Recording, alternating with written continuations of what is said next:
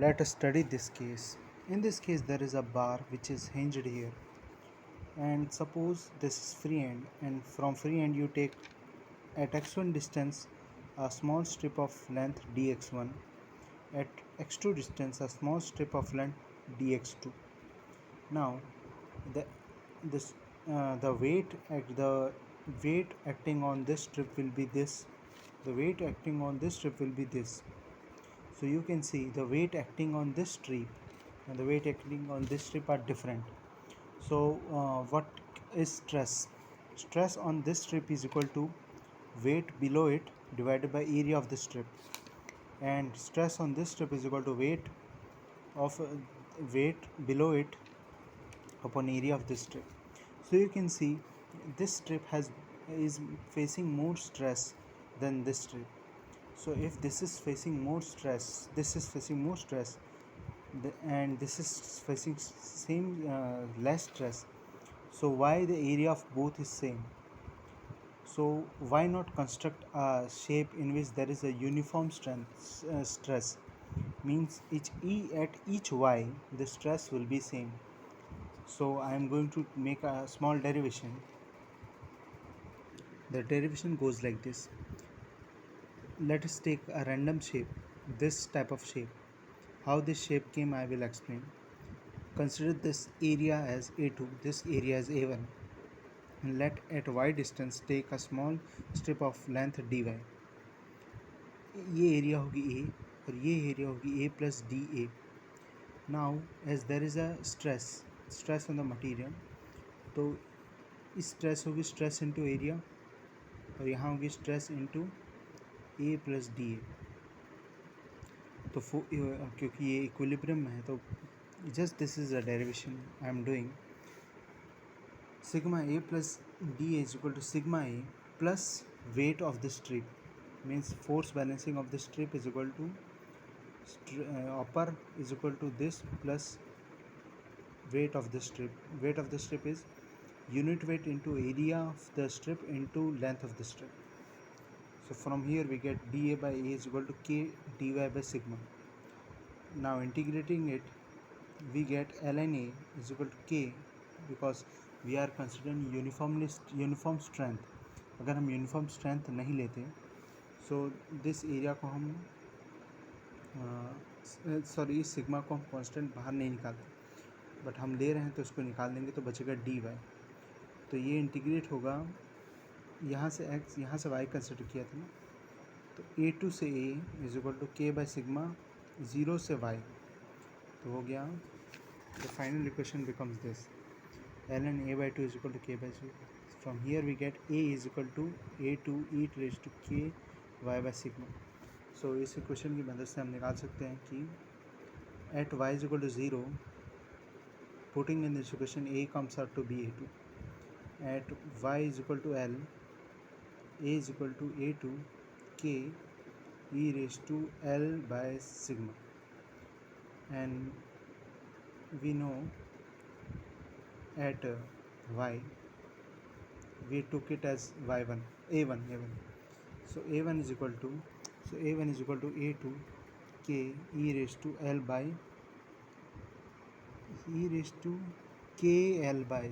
K into L by stress, uniform stress, and this uniform stress की value देनी पड़ेगी question में. So this is a bar of uniform strength. मतलब अगर area और के बीच में ये रिलेशन हो तो उस बार में सेल्फ वेट की वजह से यूनिफॉर्म स्ट्रेस आएगी बॉडी में.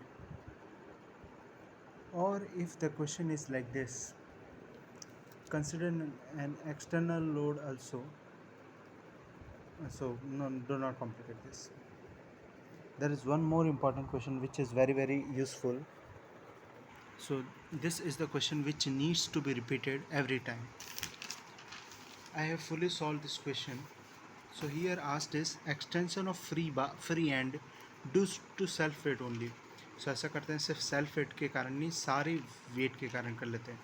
14 न्यूटन, सेल्फ वेट, थर्मल, सब के कारण. वो एक्सटेंशन ऑफ फ्री एंड मतलब फ्री एंड कितना नीचे जाएगा.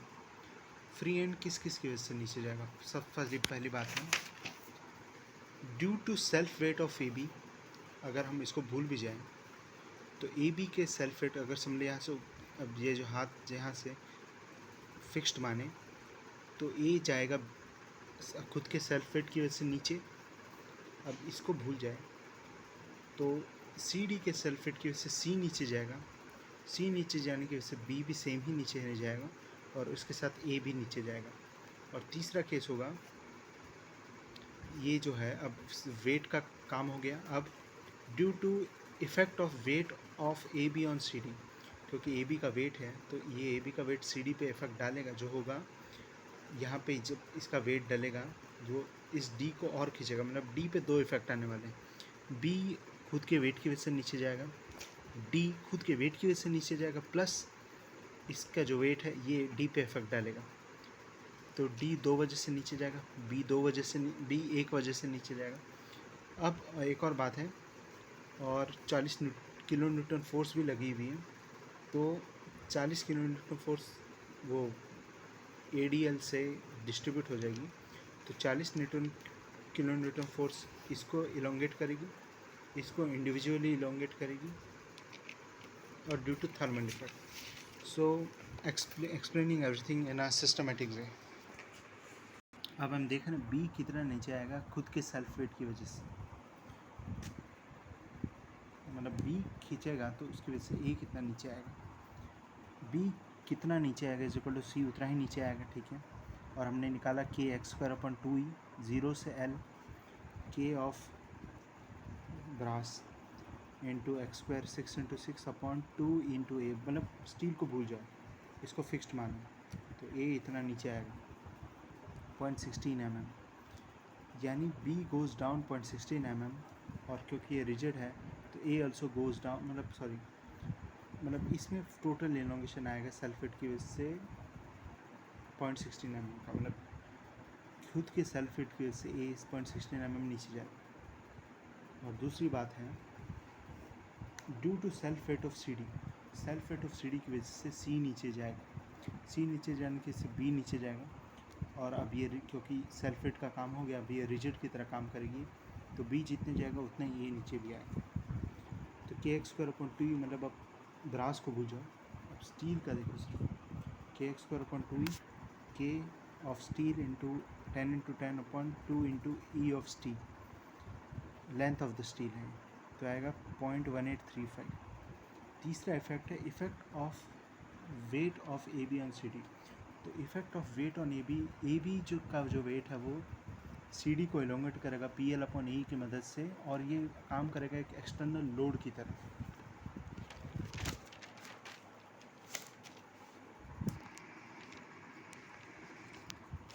वेट ऑफ ए बी है कितना, इसकी के into volume of this thing, तो आता है 30.960 किलो न्यूटन। तो उसका इफेक्ट जो आएगा ये वेट एक्सटर्नल लोड की तरफ पी एल अपॉन ई, तो 0.35। सो टोटल जो आएगा वो आएगा ए बी का खुद का सल्फेट, सी डी का खुद का सल्फेट, और ए बी का इफेक्ट ऑन वो, तो उसकी वजह से आएगा, मतलब ये क्वेश्चन में जो पूछा है कि due to self weight only, self weight की वजह से आएगा इतना, एक तो ए बी का सल्फेट, सी डी का सल्फेट, और weight of A B on C D, A B of weight on C D, ठीक है।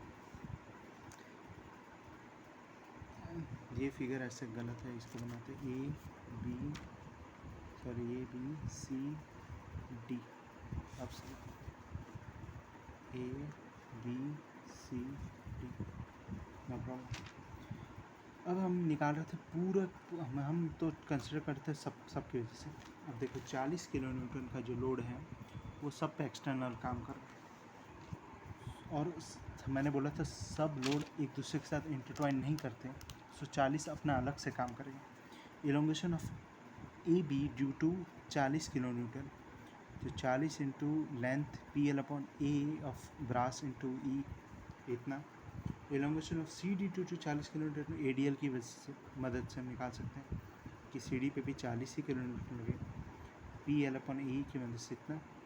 और ड्यू टू थर्मल की वजह से क्या आएगा, let consider the worst case, brass और स्टील का अलग अलग अल्फ़ा है, तो थर्मल जो है वो कोई डिफ्रेंशिएट नहीं करता है, थर्मल भी अपना अलग ही काम करेगा। So alpha 1 L1 delta T plus steel का आएगा alpha 2 length of the steel into delta T, brass length of brass delta T plus steel length of steel delta T. So total अगर हम निकालना चाहें तो this plus this plus this plus this plus this, ये आएगा total due to all, मतलब ए, अगर ए जो पॉइंट है ये पूरा इतना नीचे जाएगा इन सब इफेक्ट की वजह से। और पूछा maximum stress in this each material. Brass में पहले हम देखते हैं कि मैक्सिमम स्ट्रेस है कहाँ पे। मैक्सिमम स्ट्रेस देखो, स्ट्रेस का एक ही फॉर्म है, लोड अपन एरिया। ब्रास में सबसे ज़्यादा लोड कहाँ पे पड़ रहा है, यहाँ पे नहीं, यहाँ पे 40 kilo newton plus weight of the brass. Weight of the brass कितना है वो भी निकाला था 30.96, तो टोटल आ गया 70.96 किलो न्यूटन। सो इसकी वजह से यहाँ पे जो स्ट्रेस आएगी ब्रास के अंदर, ये ब्रास मटेरियल है, और 70.96 kilo newton divided by area of the brass. And as material is free to expand, so एक वन मोर थिंग, थर्मल भी अभी लगी हुई है, but as material is free to expand, thermal की वजह से, थर्मल होते हुए भी थर्मल की वजह से कोई स्ट्रेस नहीं आएगी बॉडी पे। यस डेफिनेटली थर्मल की वजह से कोई स्ट्रेस नहीं आएगी बॉडी पे, ना ब्रास पे ना स्टील पे, क्योंकि दोनों अपनी फ्री एलोंगेशन कर रहे हैं, कोई रोक नहीं रहा हूँ। So maximum stress in brass is equal 70.96 area of this. अब स्टील की बात करते हैं, स्टील पे सबसे ज़्यादा आएगा यहाँ पे कितना आएगा, पहली बात तो 40 किलो न्यूटन एरियल की वजह से, plus weight of the brass 30.96 plus weight of the steel which comes out to be some 61.6, so total इतना। और थर्मल की वजह से कुछ स्ट्रेस आ नहीं रहा, तो maximum stress is equal to load upon area of this portion. अगर देखो ये ऐसा होता, ब्रास ऐसा होता और स्टील भी ऐसा होता, और पूछा मैक्सिमम स्ट्रेस कहाँ आएगी, मैक्सिमम स्ट्रेस फिर इसमें दिक्कत हो जाती, क्योंकि एरिया चेंजिंग हो रहा है, क्योंकि लोड तो हर जगह सेम लग रहा है, जैसे कि ब्रास में 70.96 हर जगह होगा, और स्टील में 132 पॉइंट जो भी है कितना 297 हर जगह होगा, बट एरिया चेंजिंग होगा, इसकी वजह से यहीं पे सबसे ज़्यादा है। तो okay, what I am explaining is this, अगर ये केस ऐसा होता, क्योंकि हमने अभी निकाला स्टील में, ब्रास में जो वेट वो आ रहा है, फोर्स वो आ रहा है 70.96, तो हर ब्रास के हर एक सेक्शन पे आएगा 70.96, तो सबसे ज़्यादा स्ट्रेस कहाँ पे आएगा, सबसे ज़्यादा स्ट्रेस वहाँ पे आएगा जहाँ सब 1 सेकेंड,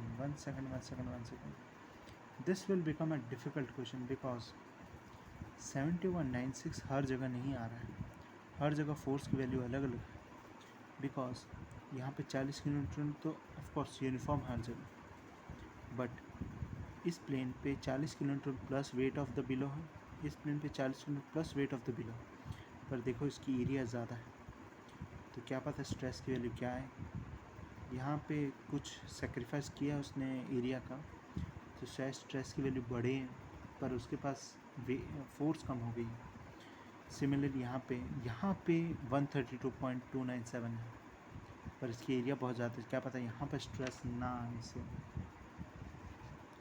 मतलब सबसे मैक्सिमम ना आए, क्या यहाँ पे कहीं पे आ जाए, यहाँ पे लोड हो कुछ समझ लो 120 और एरिया है कुछ भी जिसकी वैल्यू यहाँ से ज़्यादा, तो this can be a difficult tricky situation, but for uniform as maximum load यहाँ पे है और एरिया सब जगह बराबर है, तो मैक्सिमम यूनिफॉर्म स्ट्रेस यहाँ पे मैक्सिमम है। So this was the question. So self weight, these are the things.